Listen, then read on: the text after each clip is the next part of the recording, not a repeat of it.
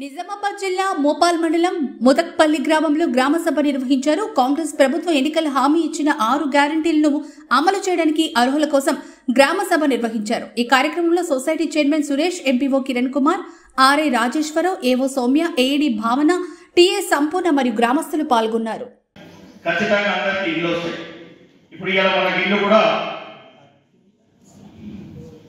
ఇల్లు కూడా ఇప్పుడు 653 మంది మన గ్రామంలో ఇల్లు లేని నిరుపేదలని చెప్పేసి సర్వే ప్రకారం తేలింది. అంటే దీంట్లో ఇప్పుడు మనకు 5 సంవత్సరాలు మన గవర్నమెంట్ ఉంది. 5 సంవత్సరాలు మనకి మన గవర్నమెంట్ పరంగా మనకి ఎంత రావాలో అన్నీ వస్తాయి. దాంతోపాటు మీకు ఇప్పుడే 653 వచ్చినాయి, అందరికి ఇల్లు రాలేదు, అందరికి వస్తాయి అన్నది మీరు ఆలోచించద్దు. ముఖ్యంగా మన ఆర్ఐ గారు అలాగే ఏఈఓ గారు 16వ తారీఖు నాడు మనము ఈ రైతు భరోసా కోసం సర్వే చేయడం జరిగింది. ఏవైతే యోగ్యం కాని భూములను గుర్తించడం అనేది సర్వే.